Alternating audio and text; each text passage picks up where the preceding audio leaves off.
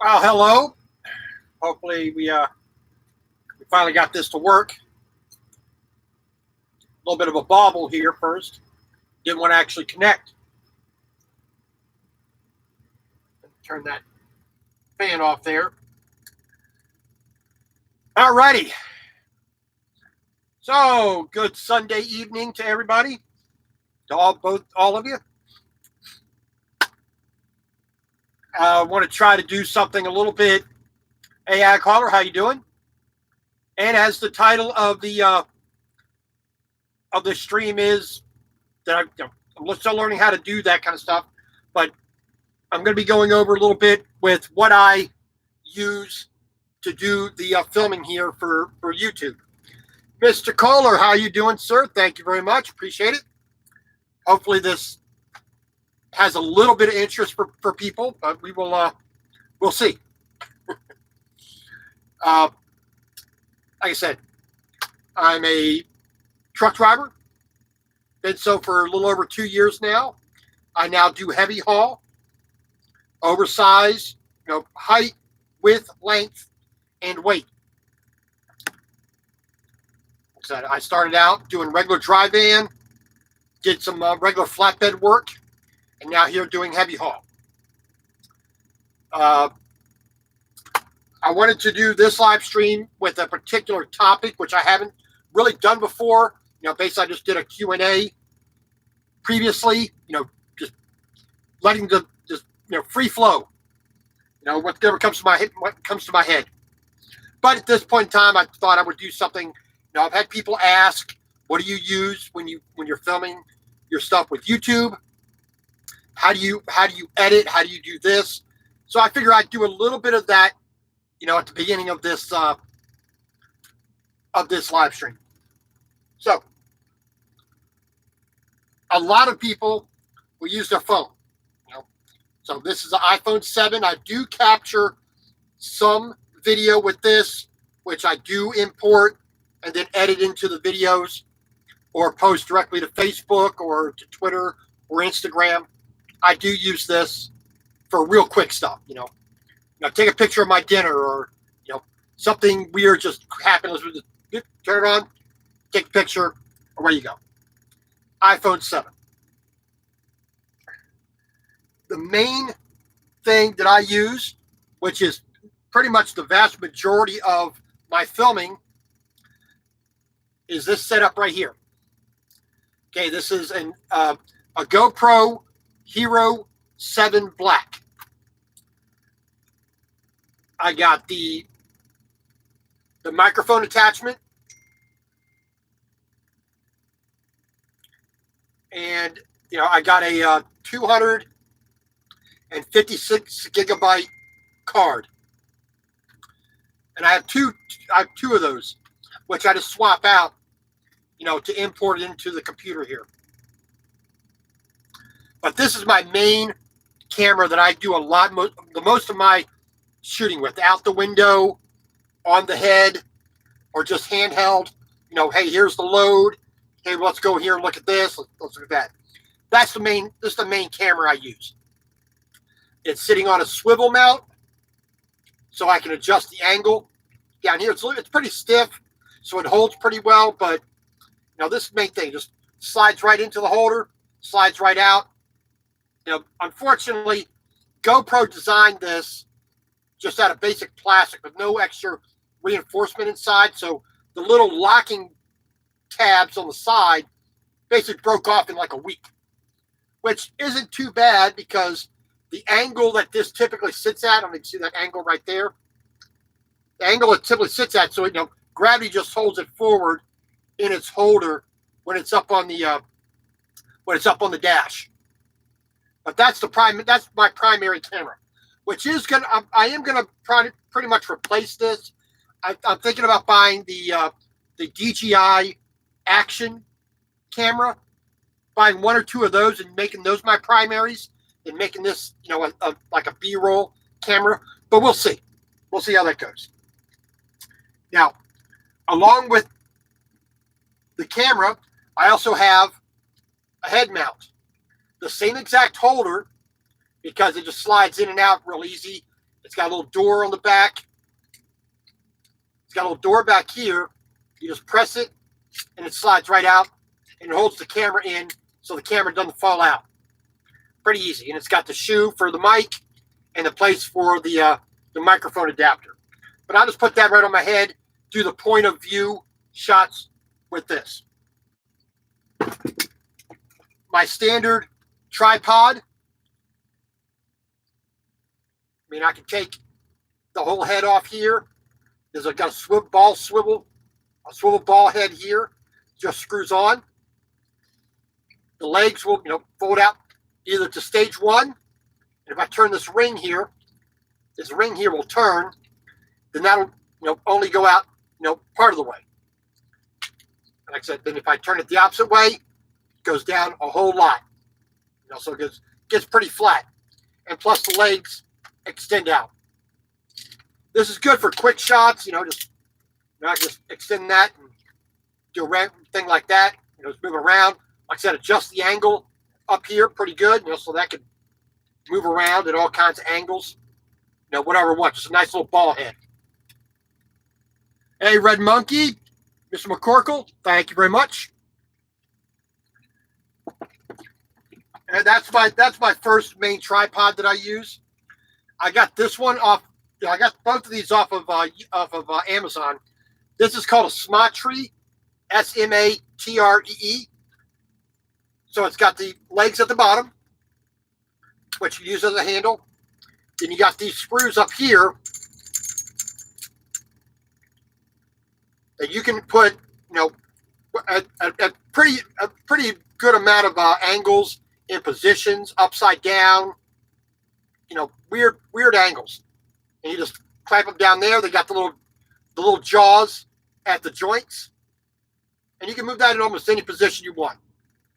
So if you're holding it upside down like that, you can really get into places, nice and twist. And also, you want to make it steady. Fold out the tripod. Works pretty good. Not too bad. I mean, pretty cheap item there.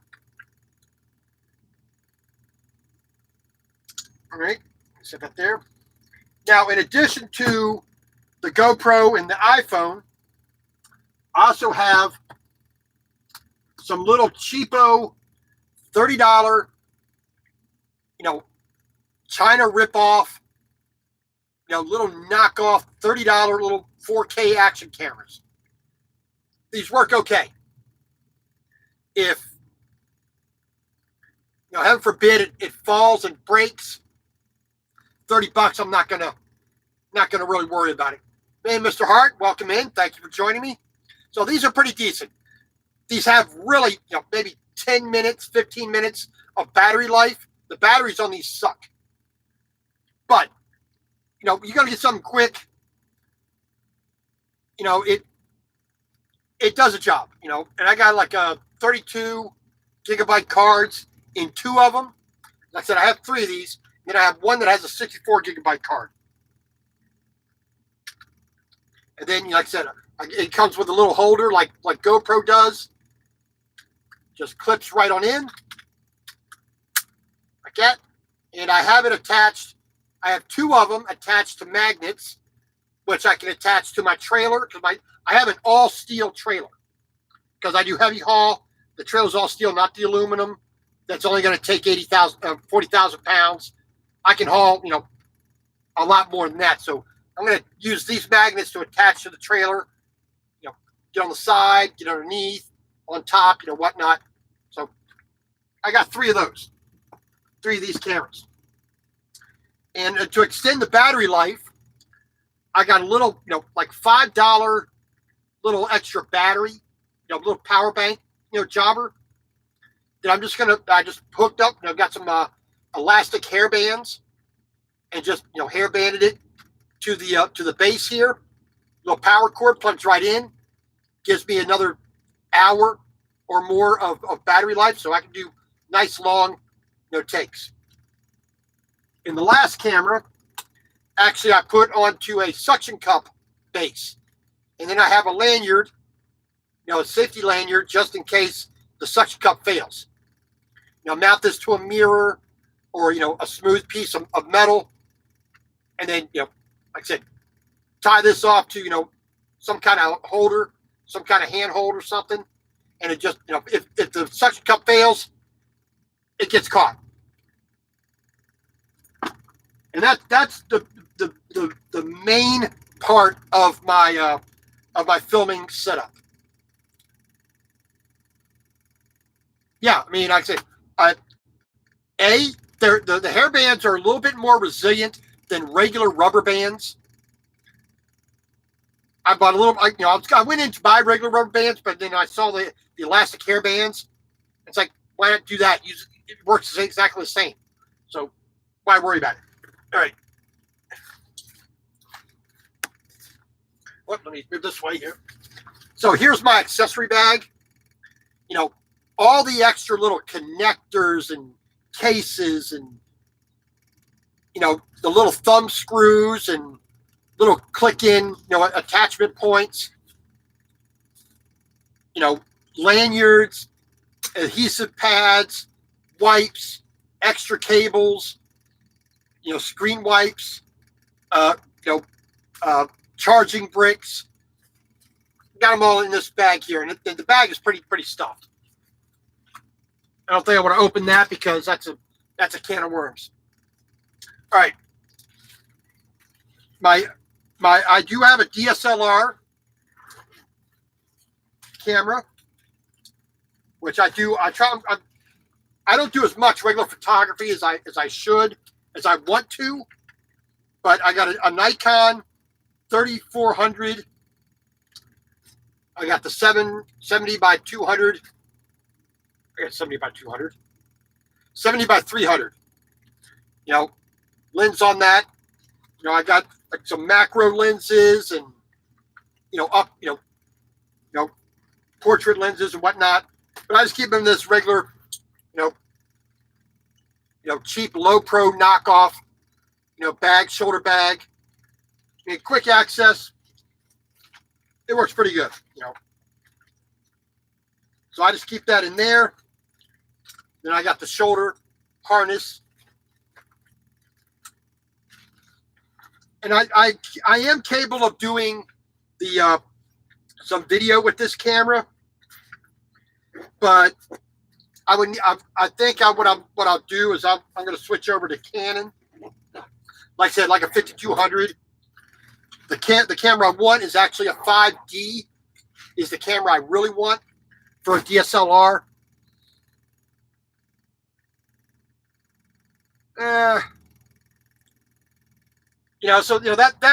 That bag works pretty good. It's nice and quick. It'll slide around, open it up, click, put it back. Right on your back shoulder. Pretty comfortable to wear. And here's the bag for all my DSLR gear, lenses, wipes, stuff like that. A battery, battery handle. I got a head in there. It's like macro lenses, cleaners, filters, all that jazz. So, it all fits in there pretty neatly. Like I said, it's all Nikon stuff and Nikon compatible stuff, but other than that, there's nothing much really special about it. But it does do the job, so I just need I need better skill, and I just need more time to actually practice those skills. And then I have just a general box full of extra crap. So little glue-on floating device, extra metal cage, selfie stick, body harness, attachment point, suction cup mount, handlebar mount, a phone mount, waterproof case for the little Chinese knockoffs, and general stuff like that. It's just I really don't have the room for, but it's on the truck, so you got to just keep it and put it anywhere. And then once I get the video,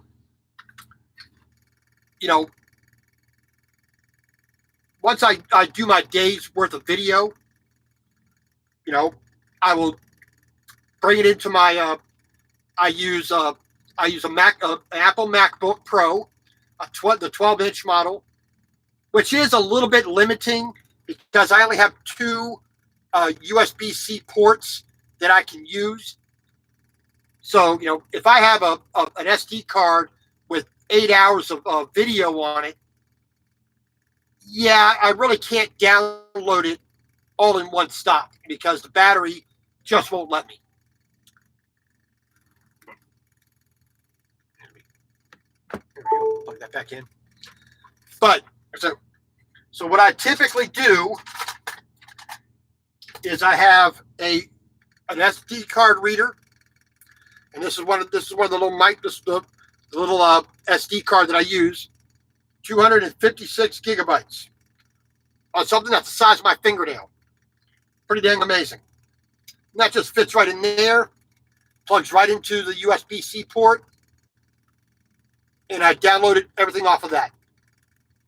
I used to plug the camera directly in, but with the updating software, stuff like that doesn't always work. So I stopped doing it directly from the camera, and I just take the card out and put it in this little dongle, plug it in, and that works fine. And then I have basically this is what I'm using: a Passport, my Passport Western Digital, hard drives. I have 2 terabyte, and this is a 4 terabyte. This is hard drive number 6 that I'm working on here. And then the same thing, got the connector, USB-C, plugs right in. So the information comes off the SD card, filtered through Final Cut Pro 10, directly onto this hard drive where it resides here. Nothing resides on the computer itself. It all resides on here. So when I shut the computer down, doesn't matter what happens to the computer, it goes directly onto those hard drives. And the 4 terabyte hard drive, I think, is under $100 right now. So I think it was like I think I paid $78 for each of these 4 terabyte hard drives. The last time I bought 2 of them, which was down in Florida. So I bought 2 of them for about $180, roughly. You had tax and all that jazz in. So, but I haven't even opened this one yet because I'm still working on drive number 6. Like I said, I got 5 others that are just totally full. And like I said, it goes in. I do all my editing with Final Cut Pro. I could do it on the iPad, but I'm still learning the software. So, I mean, if wish I could use a pen to do the editing, but I'm still learning how to do it here on the computer. So, like I said, I import it all. I select the files I want. I download all my royalty-free music. That goes right into iTunes. All the photos I take, I just go right into Photos. Just imports it right really quick. And I just layer. I typically do it one way. 99% of the time, or 95% of the time, I'm going to edit a video. I just take all the shots from that day, just line them up in order, and and then I just run through them. Okay, I want to cut it here. I want to take the audio off, delete the audio, put the royalty-free music on there, or overlay audio from a different scene, or just compress the scene by constantly cutting it up, and then cut up all the dead air that's on the audio portion, and just layer it the way what seems to flow good good for the shot. And then speed it up, slow it down, rotate it if I need to. Add the titling and all that jazz. It's all there in Final Cut Pro, and it works pretty good for me. And for a novice. So there's it's not too bad. I've tried Movie Maker. It just didn't work for me. I tried other ones that were just too clunky for a novice. So Final Cut Pro just fit with the way that I have the capability, to operate. I'm not a cinematographer. I'm just some idiot who wants to document his career for himself and then share it out for everybody else. So, like I said, I do have a bit of camera gear. I mean, I think all my camera gear total is maybe $1,000, maybe $1,000. And that is including replacing.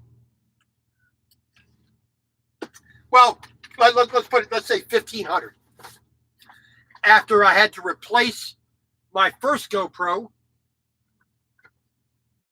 which met an untimely end.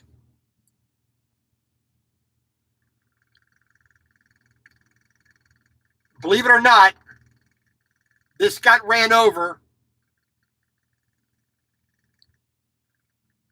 by a Kenworth T680. Granted, I wasn't loaded. I already emptied, but unfortunately, I had to replace the camera. Now, GoPro does have a thing right now. If I sent this camera in, I could get a discount on a new one, which is probably what I'm going to do, because I get I think $100 off, because this is a GoPro Hero 5 Black. If I sent this in the state it's in, which is pretty amazing, I get like 100. Yeah, I think you're right, Alcohol. Like $100 off, and I probably would go ahead and get the Hero 8 Black. I think some things are wrong with that camera, but like I said, I get like $100 off, so wouldn't be too bad. But like I said, I'm still waiting to see what I'm going to do. I still think I'll probably do DJI, Osmo action camera, I think it's called. But that's the basic rundown of my camera gear. Like I said, there are cameras out there that I would prefer to have. Like I said, I mean, I bought the 3400, the D3400, Nikon, a good, easy, simple camera, nothing too fancy, but I would prefer a Canon 5D, full frame camera, really great video, just a better system in my book. But that's just me. Like I say I'm still debating which way I want to go, either the DJI Osmo or the GoPro 8. I'm still debating which way I want to go. Like I said, if I send in this one, the price will be up basically the same when I send in the dead one here. And there are certain advantages that the 8 gives, but then there's also advantages that the Osmo, the DJI Osmo has, like it runs cooler. It some things are just built in that the GoPro just doesn't seem to do. Why is it that I cannot just take a USB-C microphone and plug it directly in the camera? No, I got to have a special adapter. Well, that's the direction they want to go. So that's a basic rundown of what I'm using right now, which I'm hoping to get, because I have the magnets that that Ag Hauler can verify. We use these to post our flags on our oversized loads. So these magnets are not just used just for the camera gear. It's also part of my standard equipment for doing the job. And so, just basically screws right into the bottom of the holder here. And basically just clamp it right onto, I mount it sideways. I can mount it upside down, mount it on the top, mount it on the roof. Any place I have a good piece of metal, a good piece of steel to attach it to, this is going to give me shots that I normally wouldn't be able to get. And, like I said, these are good, strong magnets, 70 miles an hour. They rarely pull off. I mean, the metal has to be crap before they'll really slide off. But if I had a fear of that, I could put a lanyard like I have on the suction cup mount. I could use a lanyard to tie it off to something. So even if it did fall off, the magnet did fail, the lanyard would hold it, because pop, and it would dangle and switch, and I can look back and see there's a problem. And even these little $30 cameras, they have a little Wi-Fi connector. They connect via Wi-Fi.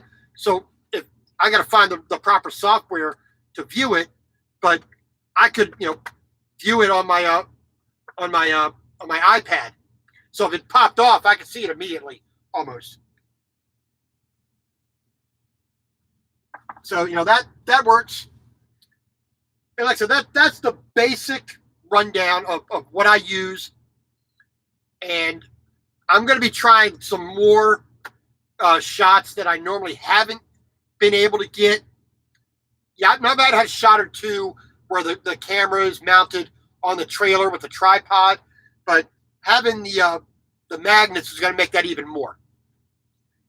And then I'll be able to get shots like Ag Hauler has done, on top of the piece of equipment that I'm hauling, on top of the trailer, on top of the back of the truck, on the very bottom of the trailer at the rear, or on the bumper of the truck, just to be able to get a few different shots that I normally don't get. Like I said, then I can just import all that stuff right into the computer, straight onto the spare these hard drives. And, like I said, just make it so it's not the same static shots. I mean, I do appreciate that, Mr. Hart. I'm still working on, understanding how it's framed in the picture.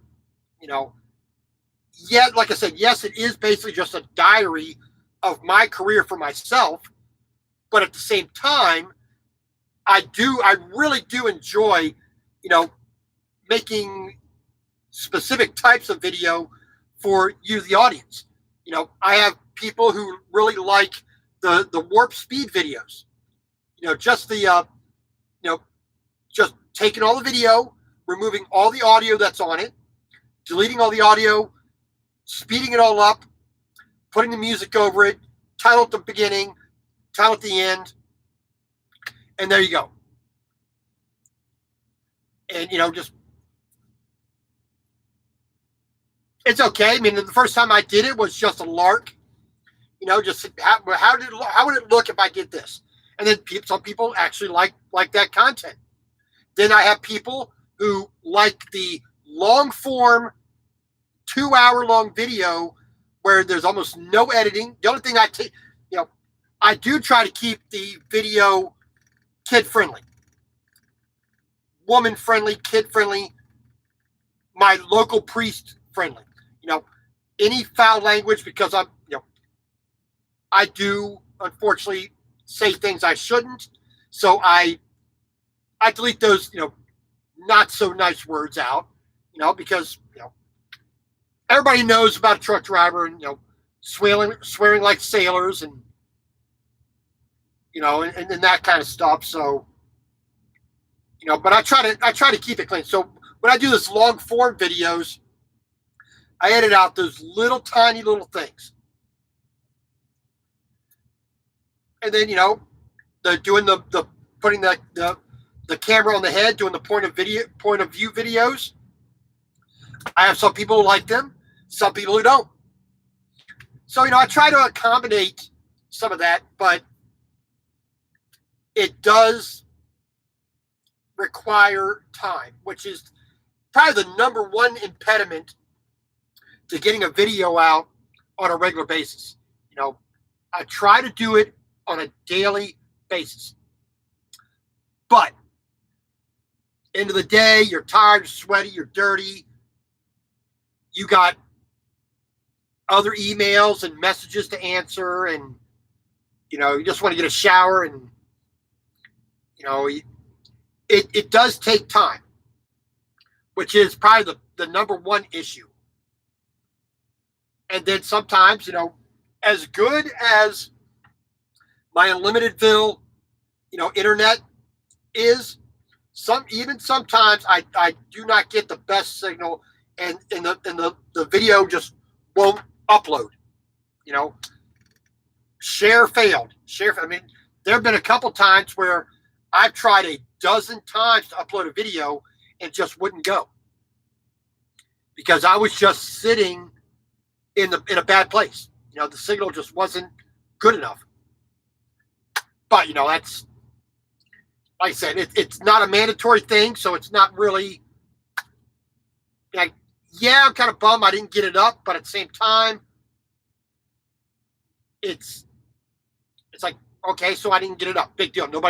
Nobody's clamoring really all that much for the next video. They're not, where have you been? Where have you been? It's like, I get up when I can. And some days, on the weekend or whatnot, 3-4 videos come bang, bang, bang, bang. Excuse me. Pardon me.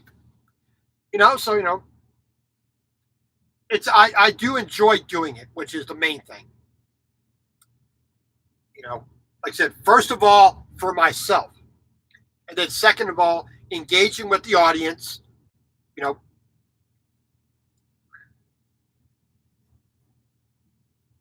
so, it's one of those things that,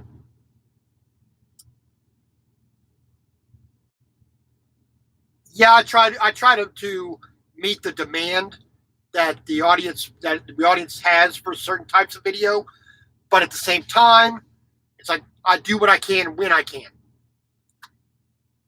Yeah, I mean that's the thing I call her. It's like I've been doing this a little over a year. I think May 28th, May 28th of 2018 was my first video that I did. Still at Watkins Shepherd, shooting a little bit of video, just trying to understand what's going on, learning how to edit and things like that. And then, it just kept, building and building and building, and like I got 8 subscribers. Wow, cool.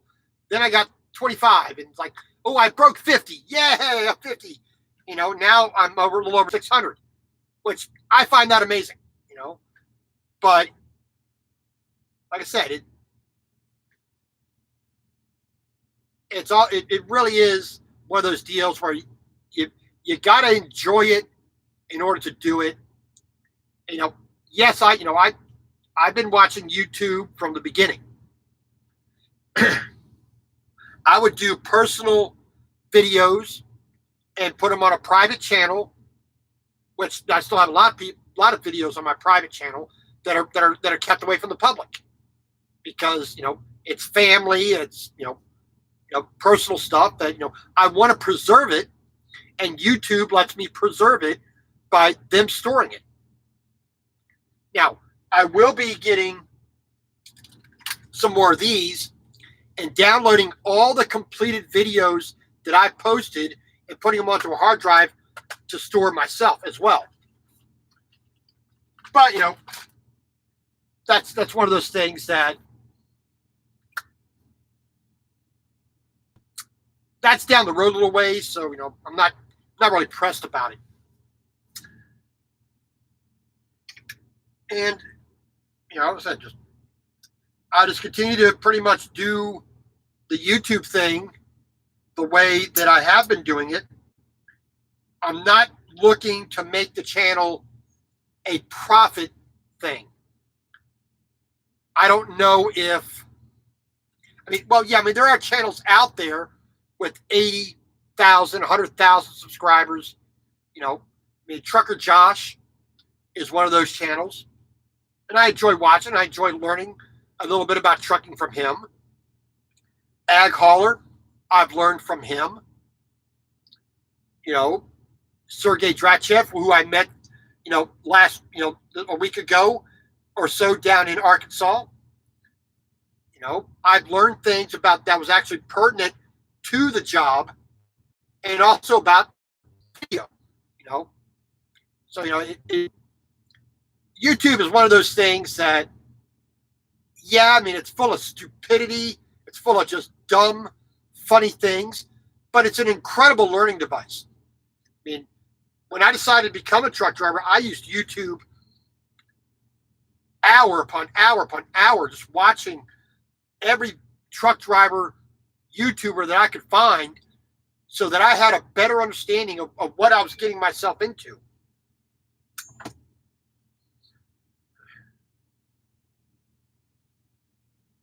And, I got a message here I got to answer real quick, pardon me.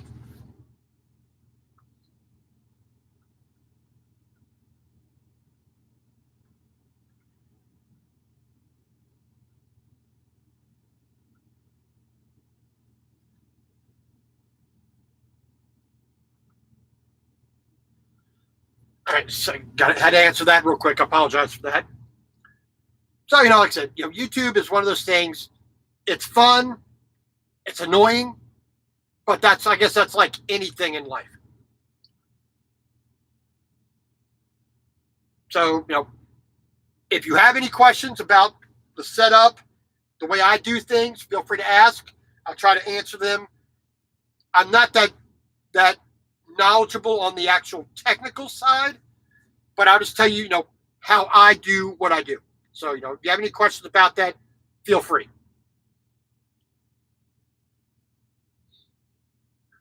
Like I said, the only other thing that I've talked about briefly, which I think is a real benefit when you're on the road as I am, full time. I don't have a house or an apartment that I go back to on a regular basis. I'm in the truck. I am working as much as I can. And,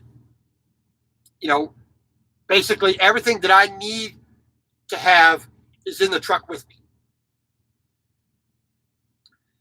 And, so I got my entertainment. I have a PlayStation 4 with a little television I can hook up to it. I have the computer, the iPad, the phone, the camera gear, to deal with that stuff. I have a full kitchen basically in the truck. I have hot plate, pots, pans, a kettle to boil water, a panini grill, a pressure cooker, which can do slow cooker or whatnot. Hey, Ag Hauler, you have a good night, sir. Enjoy your time there off in Yuma. Been trying to get out that way for the past couple of weeks, but we'll see. I said I got a rice cooker. I got a pressure cooker. I can make everything from grilled cheese sandwiches to beef bourguignon to chili stir fry, shish kebabs, pot roast, baked chicken. I can do all that stuff in the truck, which, like I said, which saves a lot of money. And it's a lot more enjoyable than than eating out all the flipping time. One of the other things that I use on the road, a service that I use that I find very beneficial to a truck driver, because you're very limited in space. So the things you can do that A, save space, and B, saves time.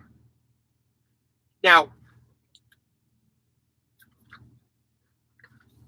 if you're taking a lot of you're doing a lot of supplements and vitamins and minerals and stuff, you get all these little bottles, right? Different size, shapes, whatnot. And they're convenient, they're easy, but they just take up a lot of space, and it can be frustrating. Where did it go? Where did it go? This little bottle like this, you figure in a 7x7 cube, you'd be able to keep track of it, but I'm sloppy. I'm messy sometimes, so these things sometimes get lost. So what I had found, and I find very useful,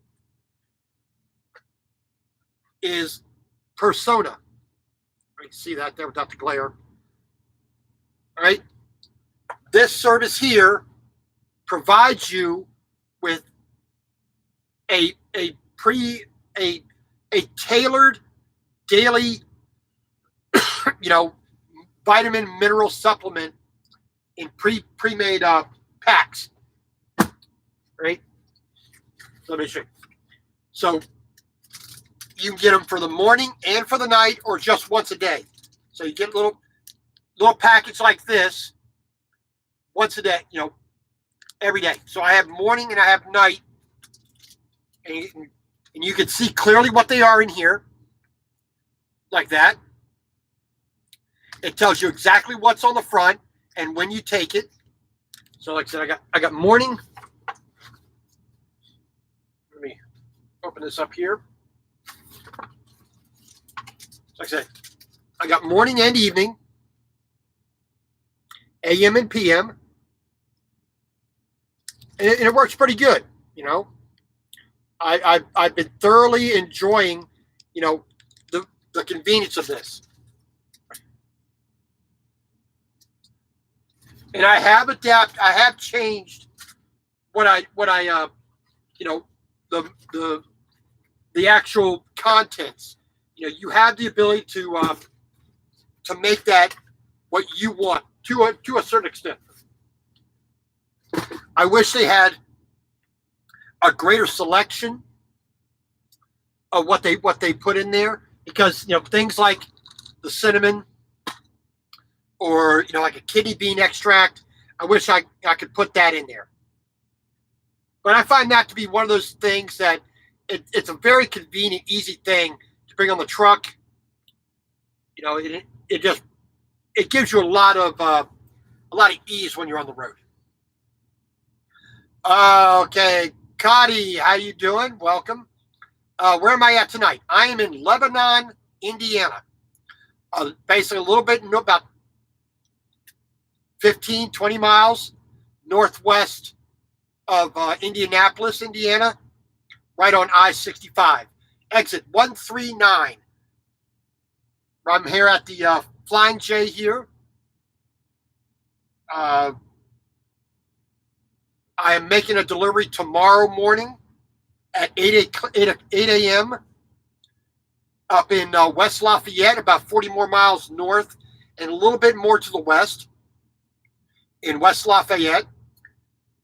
I'm delivering some generator power management equipment in a shipping container and 3 large plywood crates, and all that's being putting on a crane and flown up to the top of onto the roof. So I it's one of the things I have to be there at 8 at the latest, because a crane is very expensive to hire, and every hour that I'm not there and that crane's waiting on me, that cost of that crane just keeps going up and up and up and up, and they don't like that. So whenever you have a crane appointment, you have to be early, which I will be. As I said, I'm only basically 40 miles away, roughly. So I'll be getting up here. I'll be getting up at 6. I'll be leaving here at 6:30 at the latest. I'll get up there nice and early, get my chains off, get my straps off, get all my, get everything rolled up, put away, get all my edge protectors and clamps and binders and chains and straps, get all that put away. So the only thing they have to do is come in with their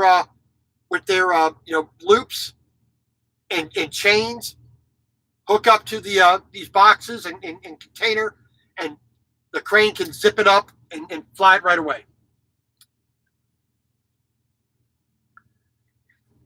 Like I said, as long as I just need to be nice and early, and get it done, get it over with, get my paperwork signed, get back down here to Lebanon, park until I get my next load assignment.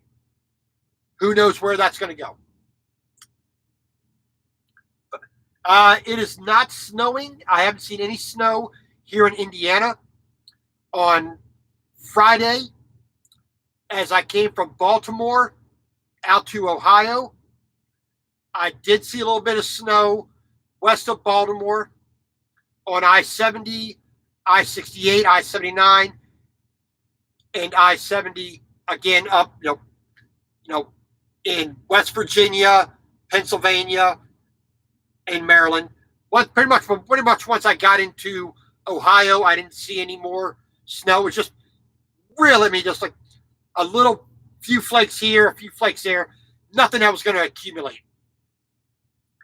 I got here to Lebanon at approximately 1 p.m.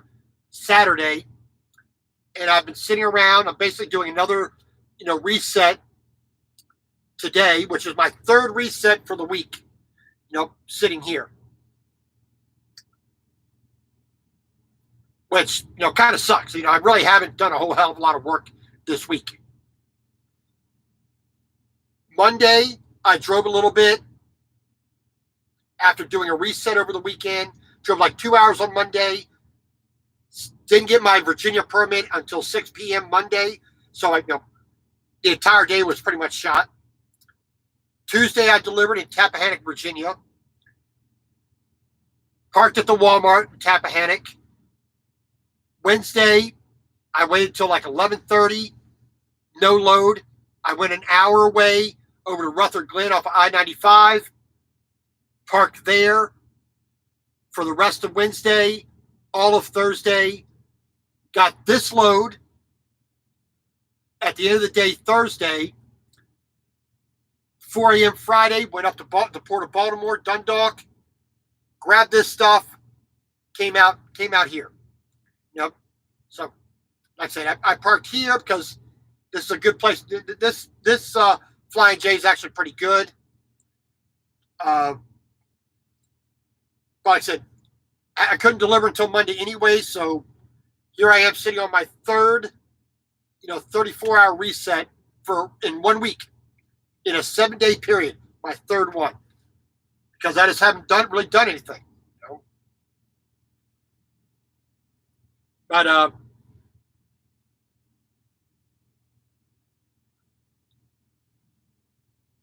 it's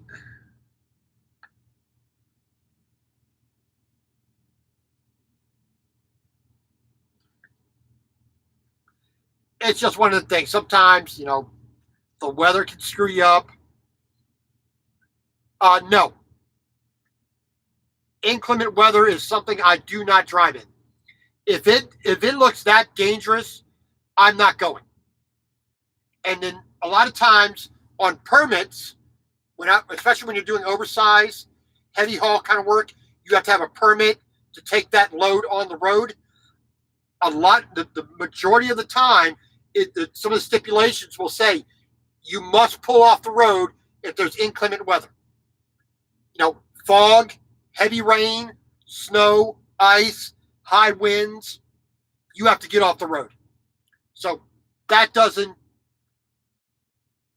not going to get paid any extra for it, but I'm not driving in it either. I mean, this company that I'm with, Valley Transportation, we don't even have chains to put on the truck. If it's inclement weather, you're not going at all. If it's snowing, you're not going. So, that's no. If you're driving a standard, dry van, reefer, flatbed truck, if everything is within the 8'6" wide, 13'6" high, the length of the trailer with virtually no overhang, you weigh less than 80,000 pounds, you could drive down the road without any permits. It's when you're wider than 8'6", you're taller than 13'6", your overhang exceeds what the state allows. Your weight is over 80,000 pounds. Then you must have a permit. Each and every state will issue one. Some counties in the state will issue one. Some cities will actually issue one. And you can't enter those places without that. And they specify how the truck should be set up, how fast you can drive, what road you can drive on, when you could drive. Some states are half an hour before sunrise to half an hour after sunset. That's the window you could drive in. Some states are daylight hours only, so sun up to sundown. And there's a couple of states, like the state of Georgia, half an hour after sunrise to half an hour before sunset. So now your day's even shorter. And then, like I said, you are given a specific route you can drive, whereas a regular truck driver that doesn't have to deal with permits, they can drive almost anywhere they want. As long as the road is legal for a truck, they can take any detour they want whenever they want.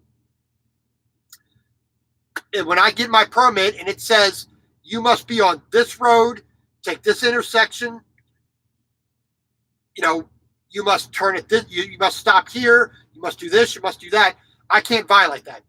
No, Connie, that's exactly what this is for. Feel free to ask any question that I have an ability to answer. That's what this is for.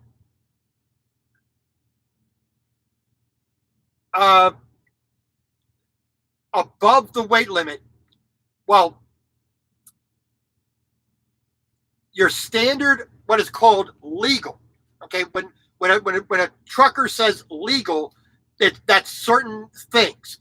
It's a certain length of your truck overall, the tractor and the trailer, plus the load. If the load is overhanging the back or the front by a certain amount, every state has a certain amount they let you overhang by without the need for a permit. It's also the width, it's also the height, and it is also the weight.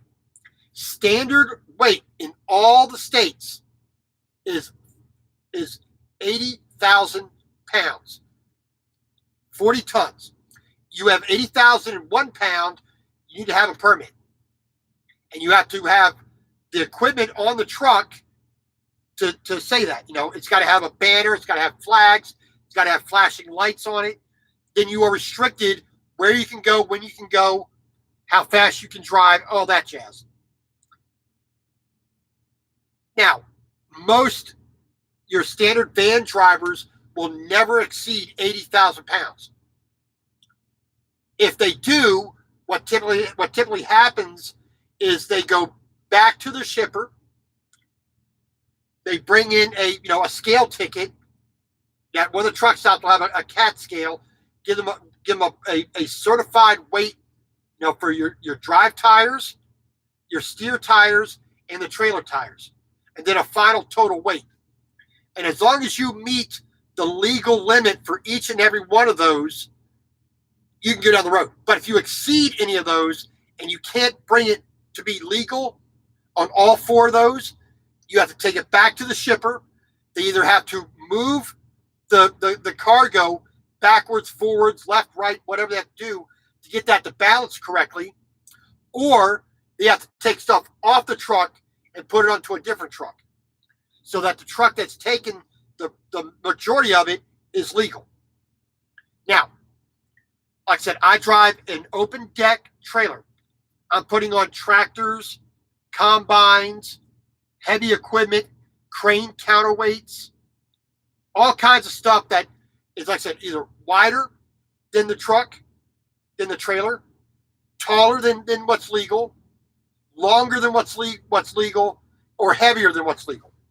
And when those things happen, I have to get permits, which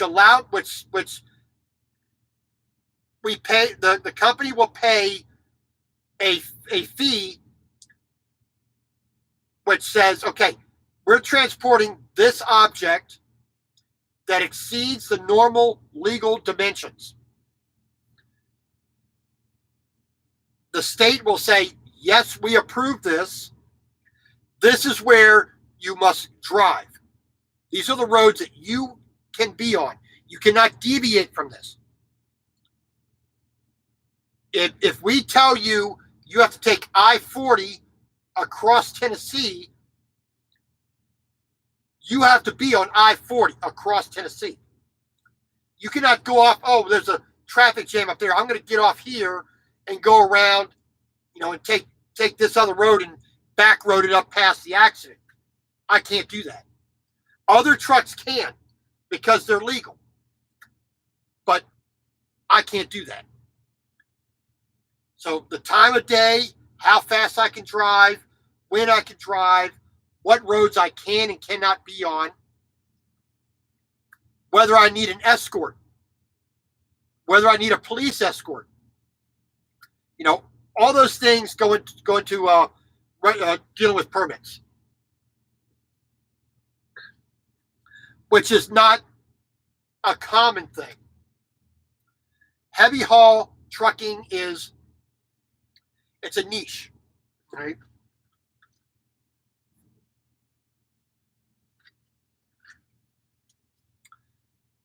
Virtually, 0.01%. 0.01% of a van trailer may actually get an oversized, permit because of weight. But I've never seen one. I mean, I'm sure it's happened once or twice, in a year, but almost never.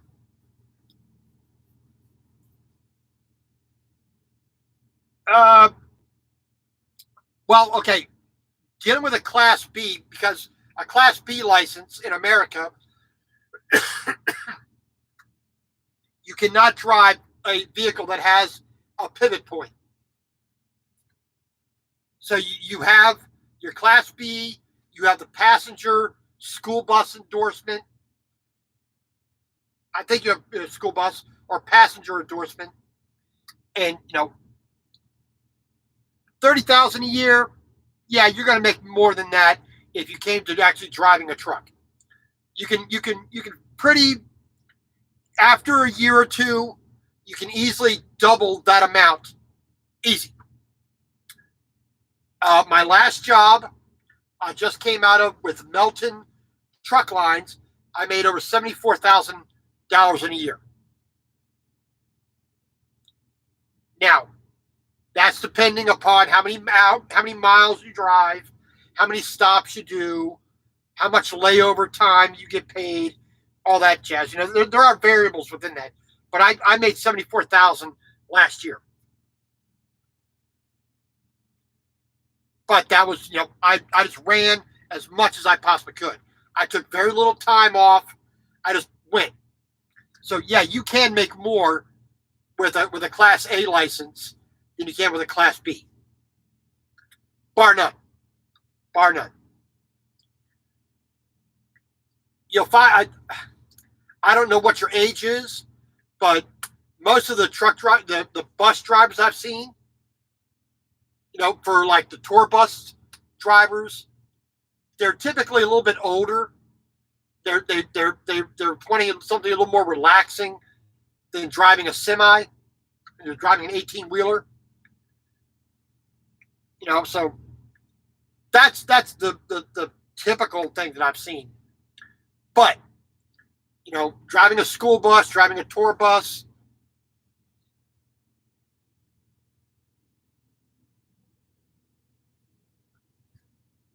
yeah, I mean you can.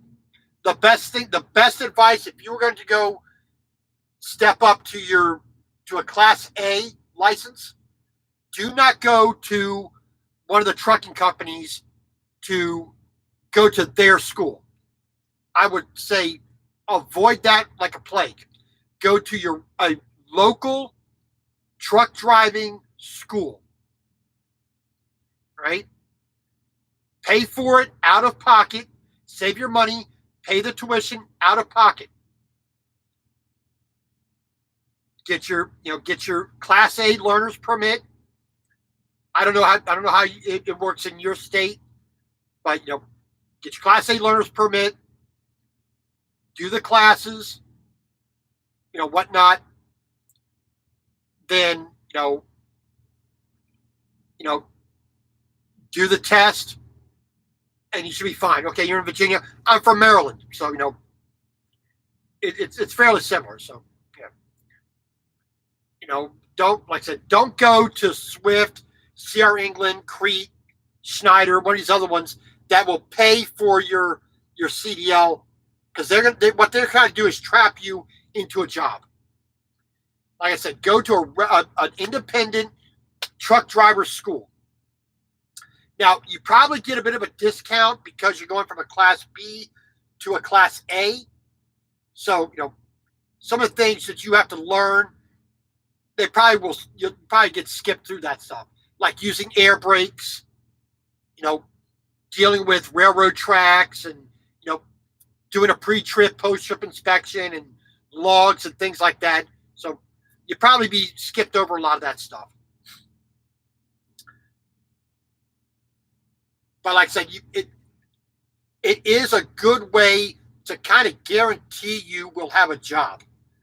Class B, you have buses, you have, tow trucks, you have dump trucks, you have, concrete trucks and things of that nature. Nothing with a pivot point in it. You're pretty much covered with a Class B. But a Class A will cover that plus the 18-wheeler, the semi, the tractor trailer. So, it is an easy way to step up to get that. Well, that's all dependent upon the company, that you're trying to get hired onto. Some companies are really, really strict. They want you to have a clean record for 25 years. There's other companies that, they understand things happen. They're not, not every company's out there going, you naughty boy, you did this wrong. We're not going to do anything for you. You explain the situation. You say, I did this to try to ameliorate this. I've been, doing this and this and this. You just got to talk to them. So don't let that fade. Put you off to trying to go to these other companies, because there's plenty out there. All right. So where are you in Virginia?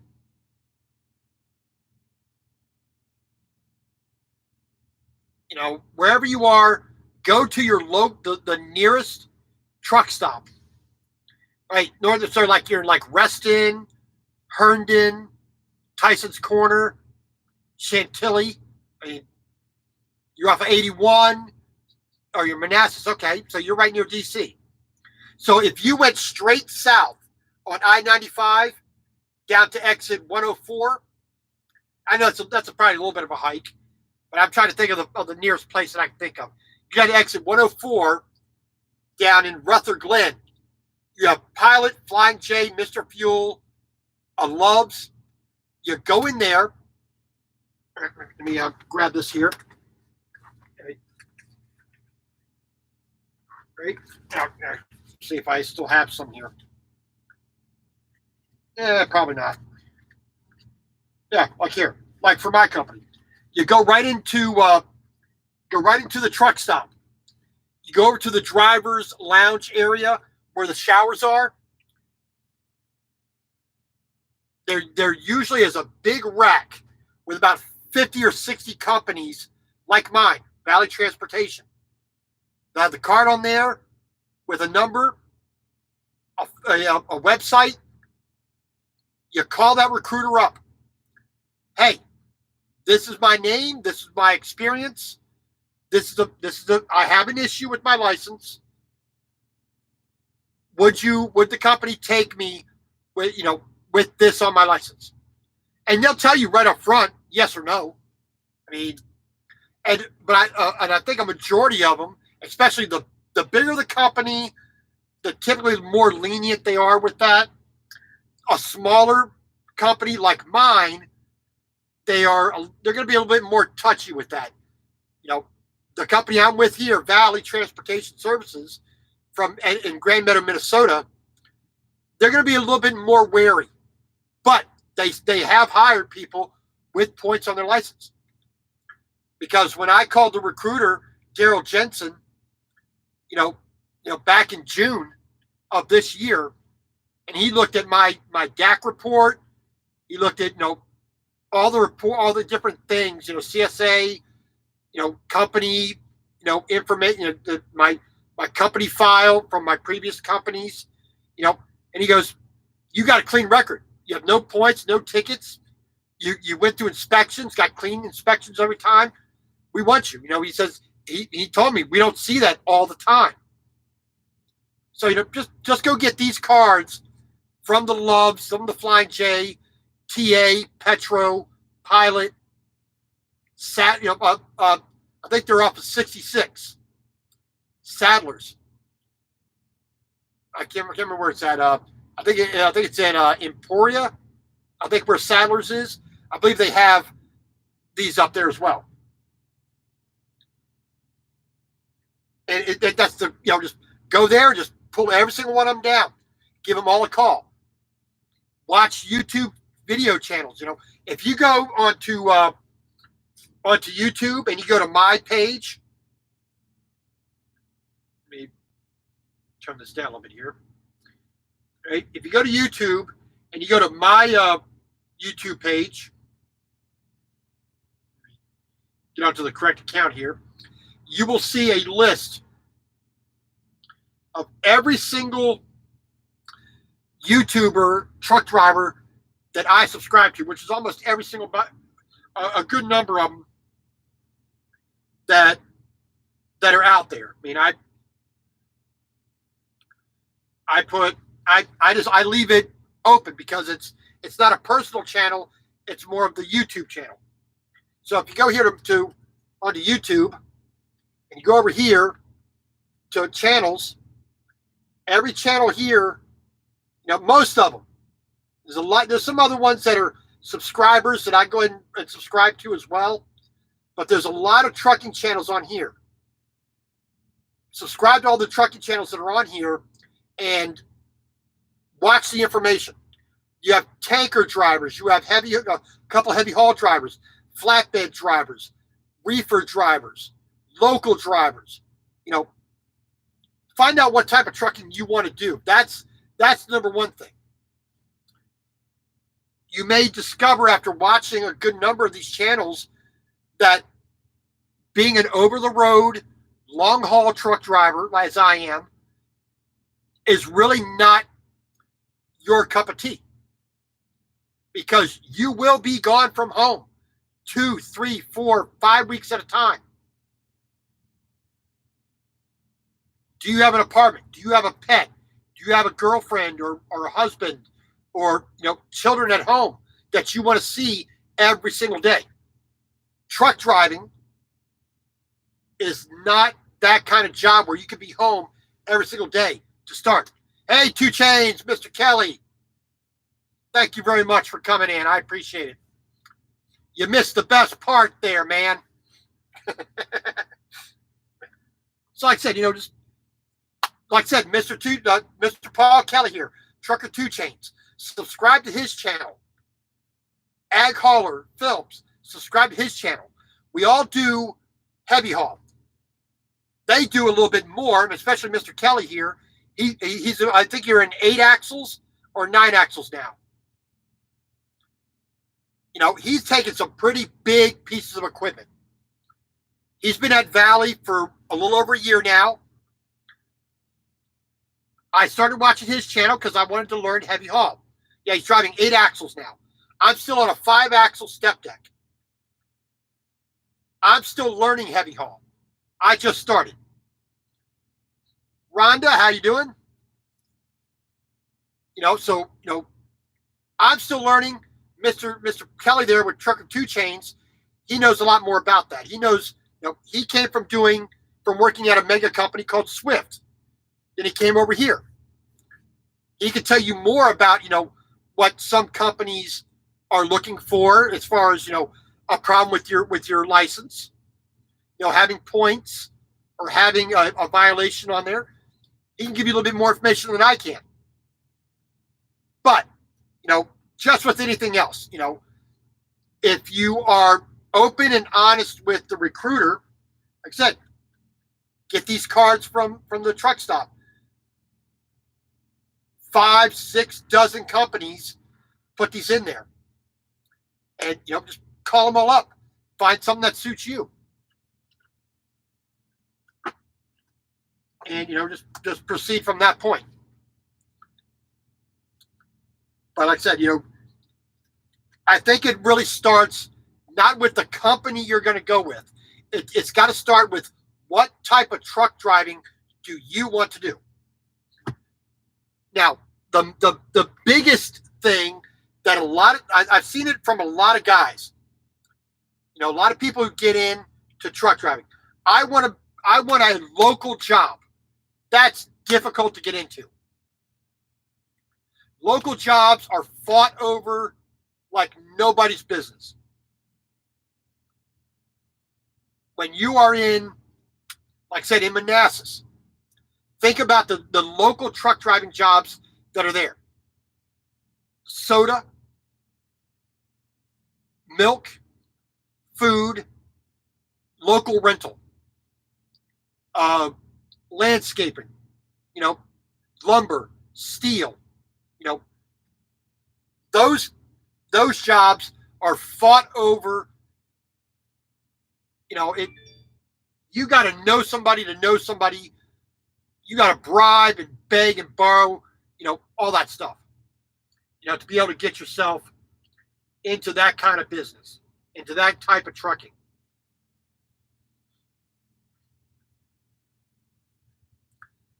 And when you start trucking, I personally think it's better to just go over the road. Take a job where you're going to suffer a little bit. It's going to teach you a lot. But since you already got a Class B and you're driving a bus, you already have some of that understanding of what you need to do. You're just adding another layer on top of that. So it really shouldn't be bad.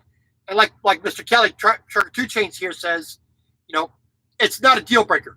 The smaller the company, typically that's going to be a little bit more of an issue. But the larger you get with the company, towards the mega carriers like Swift, CR England, Rail, Melton, they're typically a little bit more forgiving with that, I would think, just because their insurance cost is a lot lower because of the number of trucks they have. Like I said, I've been with 3 companies so far. Watkins Shepherd, which was bought by Schneider and destroyed by Schneider, but whatnot. Melton Truck Lines, and now here at Valley, my Mr. Trucker Two Chains there is a coworker of mine, a fellow Valley employee, and he's the primary reason why I came to Valley. So anything that goes wrong, I'm just going to blame him. But it's like I said, it starts with the type of truck you want to do.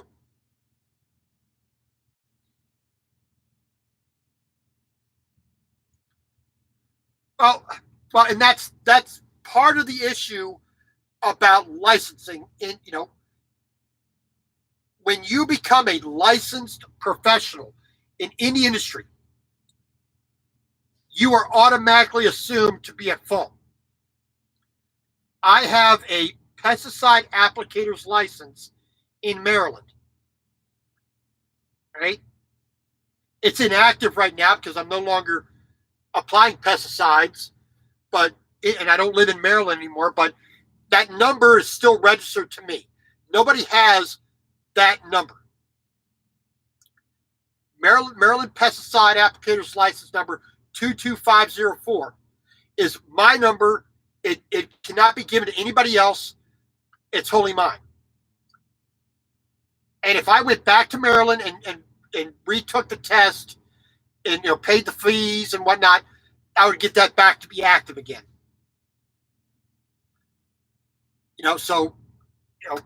But if there's ever any kind of accident with the truck, with my hoses, my pumping, a misapplication of a pesticide, somebody got sick, I'm automatically to blame.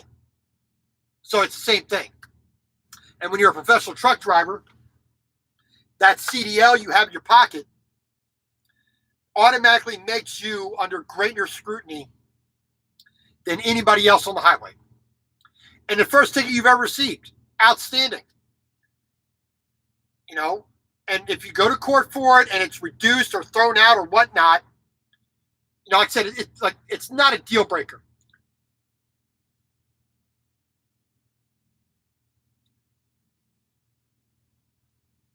It's not one of those things that's going to bar you from from getting a job. Well, of course, an accident doesn't look good. It never does. I mean, you want to have zero. That's a given. You want zero speeding. You want zero violations for a light being out. You want zero. 0% of your load falling off the truck. You don't want to be hitting a light post. You don't want to be slipping off the road and crashing in the median. You don't want to have a fender bender with anybody. You don't want that of course wants to be zero.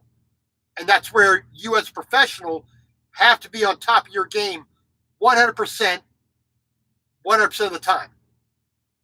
You cannot let your mind wander. You can't let your eyes focus on, the barbecue place off to the side of the road or that hot chick on the motorcycle over here. You have to be, I'm trying not to say have blinders on, but you have to be very focused on everything you do.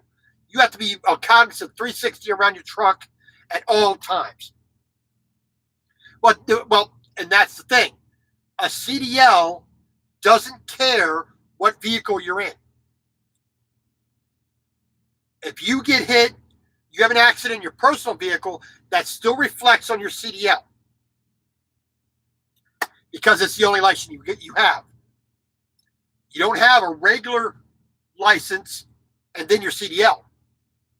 When you go to get your CDL, this, you turn your regular license in and they throw it away. This is the only thing that applies now.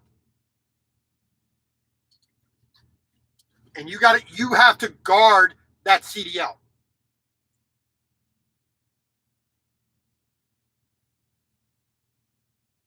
And like I said, you always want to keep those kinds of things at zero.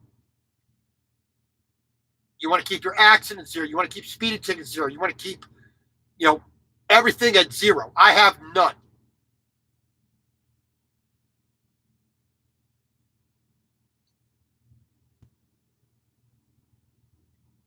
And it like I said, but it's dependent upon the company. The company will have their threshold of what they deem as acceptable, what they will look at and say, okay, here he is. He's 25. He's been driving a school, but he's been driving a bus for a couple of years. He recently upgraded from a Class B to a Class A license. I'm inclined to say that they are really not going to hold that against you, especially when you talk to the recruiter. You say, this is the situation. This is how it happened. You explain it. I think the vast majority of them would say, don't worry about that.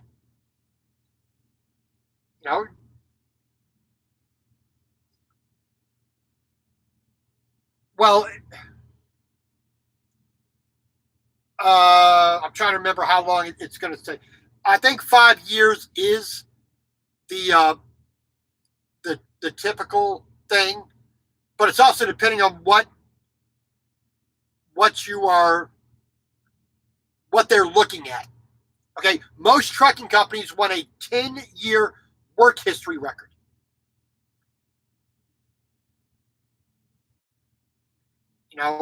They want to look back 10 years for a lot of stuff. Now you're 25, so you ain't going to have that. You're going to have maybe till when you were 16, working at the local, at the Highs or Wawa or Sheets or whatever else you have in Manassas. So,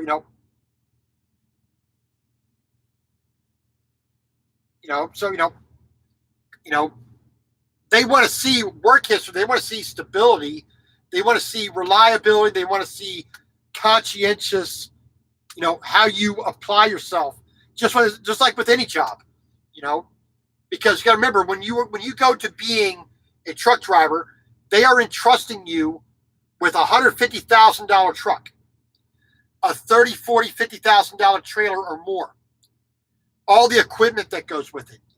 Then they're entrusting you with the load. And the load can be, $2,000 worth of carpet, or it can be $1 million worth of equipment. Ask Mr. Two Chains there. He takes things that are $250,000 or more on a regular basis. And he is, and I'm going up to that level as well. I think the most expensive load I've taken was almost $300,000.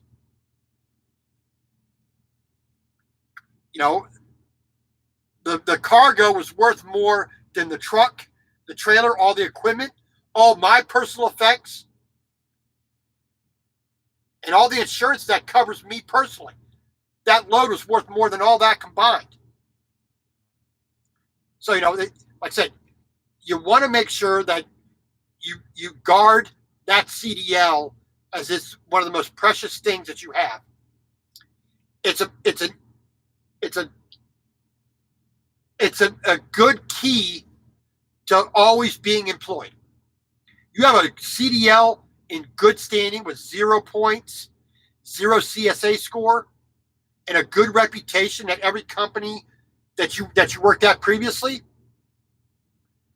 You can basically go anywhere and do anything you want. So it's like Paul, Mr. Kelly, Trucker Two Chains just said, it's not a deal breaker. You have to approach it in your own head as if it is.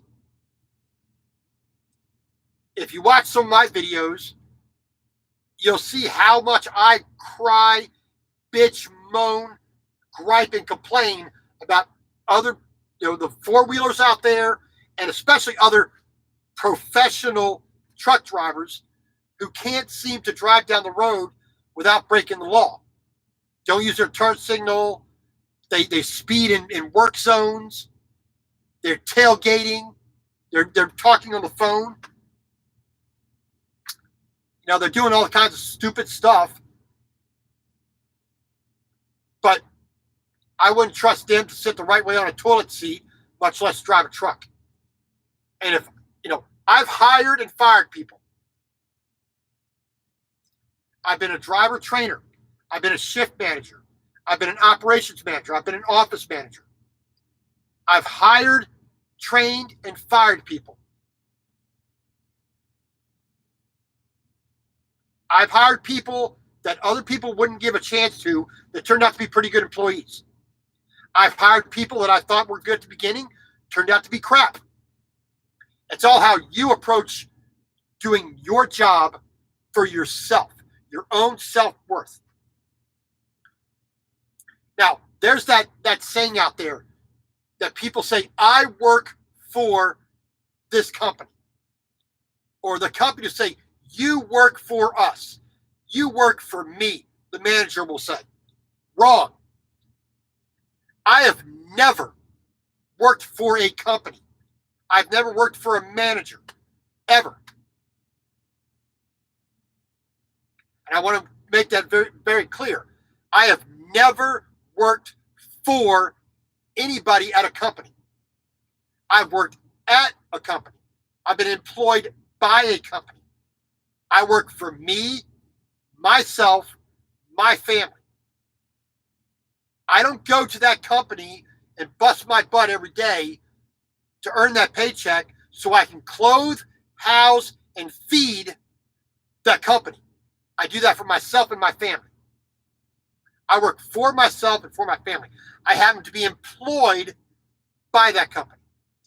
And that's how you should approach it. I'm almost double your age. I'm 48 years old. I have never worked for any company. Target, Pizza Hut, True Green, United States Military, Navy Exchange, the PX system, barbecue restaurants, trucking companies, warehouses. Doesn't matter. I never worked for anybody else. And that's how you should approach it. This license doesn't let me clothe, feed, and house somebody else. That's my ticket to having a good job and making my life better. It's just like this. Doing the YouTube thing. I don't do it. I want to be frank. I don't do it for you. I do it for me. I am very grateful. I'm very grateful that 600 plus of you watch me and want to see the content that I put out there and come along for the ride in my daily journey as a truck driver. My little tiny slice of my life, and I'm grateful for it. But just like the job, I don't do it for anybody else except for number one here. Myself, my family. That's the only people I would ever work for, ever. Now, I'll give my money to a homeless person, to a charity, to family, to friends, but I don't work for them. I don't earn that paycheck for them. I do it for myself. I don't take the vitamins for somebody else. I take them for me. I don't buy the vitamins to employ anybody. I use that resource. And that's all a job is. It's just a resource. It's just a tool so that you can live in modern society. Because we're not trading cows for a gallon of milk or a clutch of eggs for some carrots. We're not on the barter system. We're on a fiat currency system. Dollar bills. That's what we use to take the place of a bead necklace or a pile of lumber.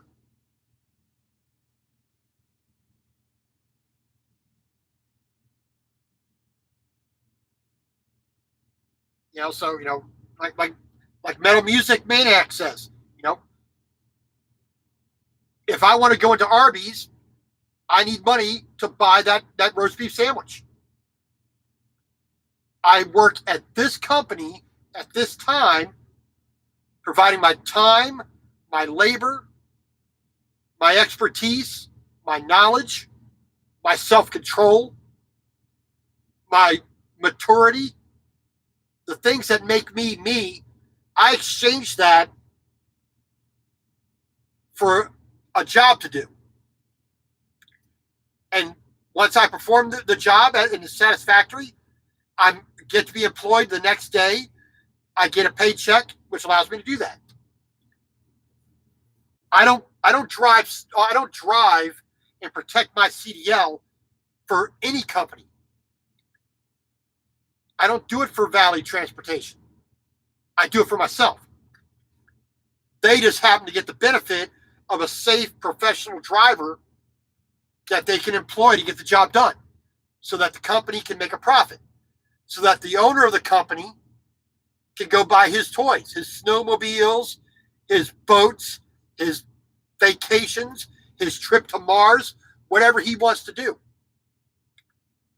But he does it for himself. He started the company for himself. He didn't do it for somebody else. He did it for himself and his family. And he's still doing it today. Me and Mr. Kelly there, Trucker Two Chains, and about 200 something other drivers, and 2 to 3 dozen people at the office, they are employed by him. The profit doesn't go into the company and out to everybody else. The profit is his. We get a paycheck for doing the job to allow him to get that profit. And that's how you should, I think that's how you should look at it. One ticket in about 8 years of driving, that's not that big of a deal. So, just approach it, be honest, be truthful, be open with it, saying, hey, this is the situation. Is there a job available for me? More than likely there will be. All right. Oh, man. What time is it now? 7:30. All right. What else? I'm trying to think of. So like I said, there's not much more than I actually have to say today. Unless anybody has a question, go ahead and spit it out. I'll be more than happy to answer it.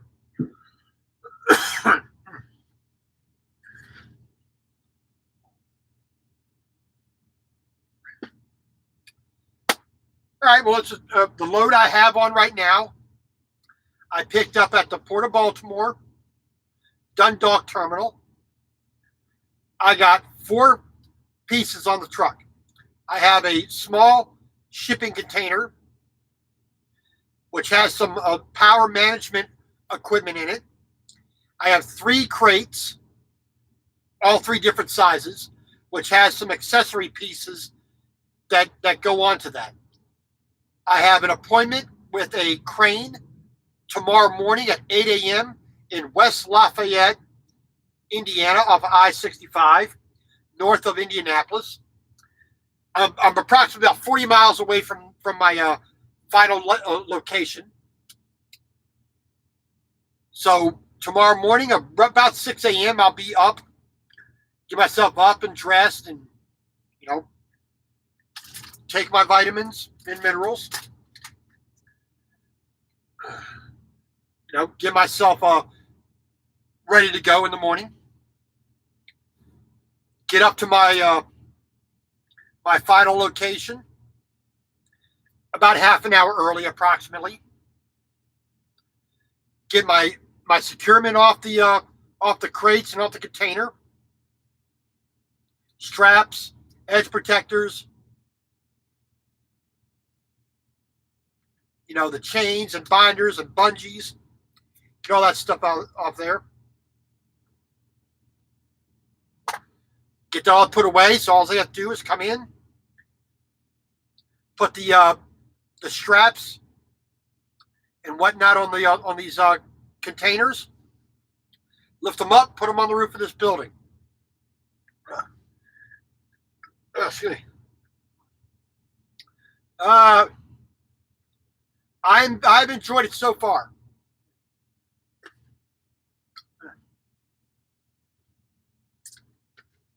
My time, it's been a little bit over 3 months. Just 5 days ago was my 3 month mark, and I've been enjoying the job and the company, the way things are done, pretty well. I mean, yeah, I mean, I'm still at a point where I'm not loading and unloading a lot of stuff myself. I've had to load a Caterpillar 613 C Series 2 scraper down in Florida. Had to load that myself. I put a John Deere tractor on myself. But beyond that, I haven't really operated a lot of equipment, which I'm fine with. I'm not going to be impatient about it. Dang it. I'm getting things properly secured, understanding the dynamics of the chains and how things should be tied down, understanding how to reduce the height and the width, how to make that load as small as possible. I'm learning that. Pardon me. Yeah. But, like I said, I'm still at that very beginning of learning a lot of that. So, and, yeah, do I want to get into the bigger stuff? Yes, of course. But I'm not going to be impatient about it. I'd rather do it. It's that old adage that I've always used. It's either right or right now. You cannot have both. If it's right now, something gets missed, something goes wrong, bang, you're screwing yourself over. And right takes time. I'd rather take the extra time to do it right than get it on the truck, zip down the road, get a ticket, get a fine, get put out of service, or heaven forbid, have an accident. I will not operate in that manner.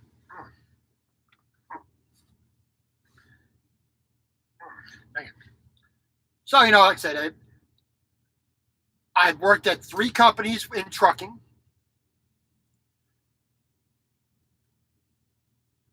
Each one has their particular way of doing things.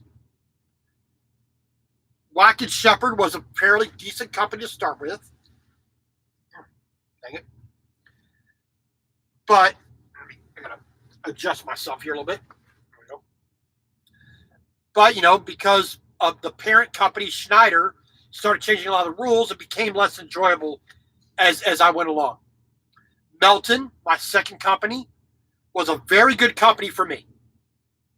And I do qualify that for me. My expectations were never that great. They owe me this, they owe me that. No. They have their way of doing things.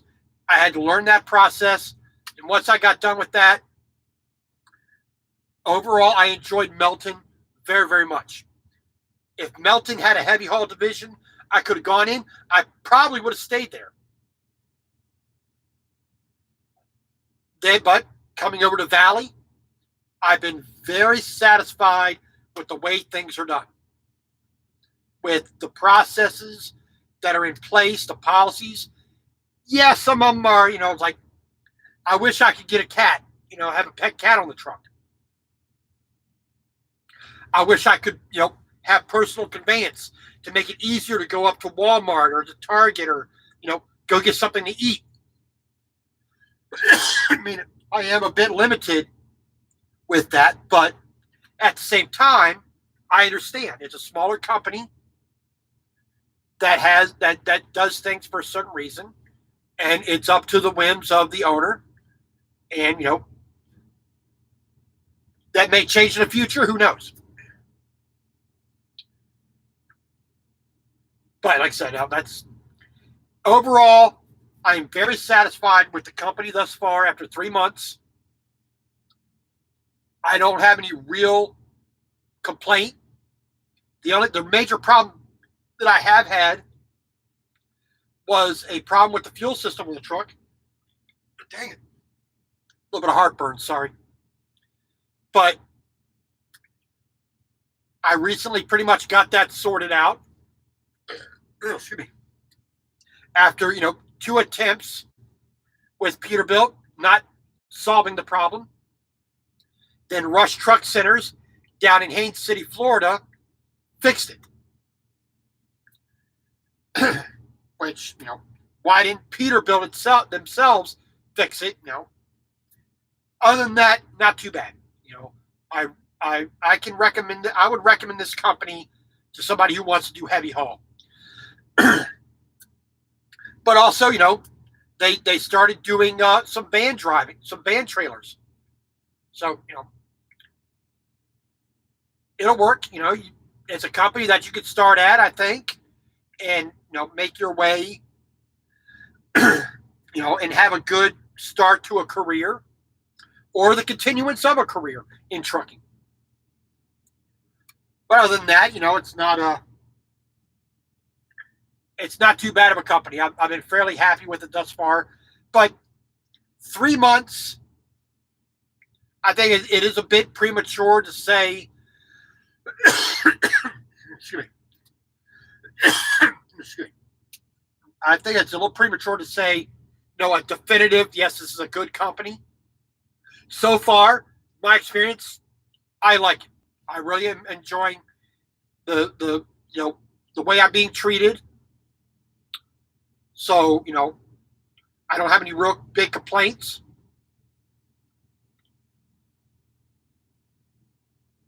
Like I said, I could recommend this company to somebody else at this point in time. There's a lot of other companies that I would say not my cup of tea, but that's pretty much only on the surface. What they say and what other anecdotal comments from other people, but that's all hindsight and 2020 type crap that doesn't really amount to much, because like with anything else, it's personal opinion. The company didn't work for you. Why? I mean, is it because the company was actually crap, or is it because you had a bad attitude? The lowest price for fuel I've seen this year. I believe I saw $2.85 for diesel fuel recently. $2.85 cash for diesel, I think, was the lowest I've seen thus far. I think there's a few places that are a little bit cheaper, but then you still have those places where it's still in the $3.15 range, especially out like California, and I think Illinois has it a little bit higher. New York. I think there's one place that supposedly had it for like $2.60, I think, but that could have been an error. Like I say,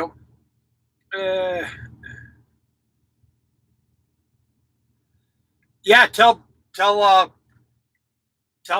I said hi, and what I was always hoping that I see her more in the videos besides the 1 or 2 that you did.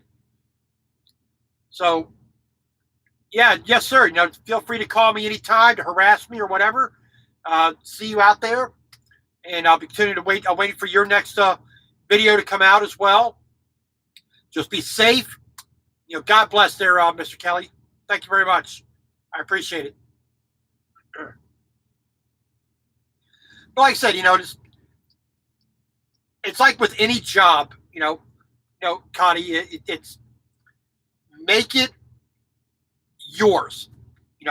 You're the only one in charge of it. Nobody can make it a bad job, a good job, a bad situation, a good situation, except for yourself. Thanks, sir. Thank you very much, sir. Appreciate it. If you keep yourself in a positive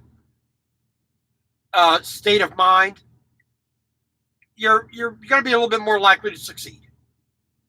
It doesn't matter what happens to you in life. I mean, I've been homeless. I mean, without a job, I lost every single thing that I ever had.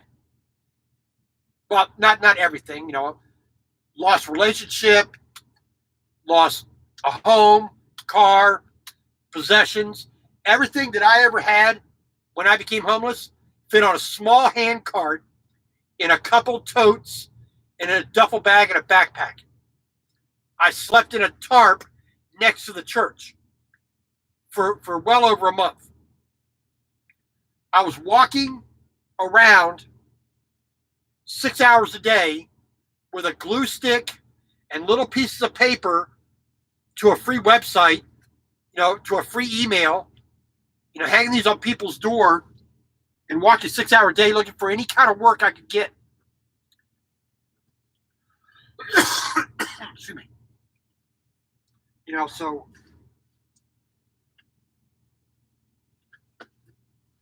there's always a way to get yourself to be better and to improve and to and to strive and to win. But it's always up to you. Things will happen that will seem like it's a deal breaker, but turns out it's not. Sometimes it'll lead you into something better. So, like I said, just excuse me. So, I think we'll probably cut it off here in a moment. Excuse me. Oh, dang. I'm getting a little bit, choked up here, a little bit of heartburn, I think, from my crappy dinner. I'm getting a little bit hungry, so the body's telling me to eat. I really haven't eaten all day, so I had a little bit of beef jerky, a chocolate milk, and water. That's all I've had today. So I'm, the body's telling me I need to take something in a little bit. So I think we'll probably just cut it off right here. If you have any other questions about my YouTube setup, the cameras I use, the equipment I use, feel free to send me a message. Any video that I produce, I'll get the message. I post pictures on Instagram, Twitter, and Facebook. Just type in "This Trucker's Life" under all those, and it should take you to all of them. Or just put my name in, Robert Wayne Simmons, and you see the picture of Beaker.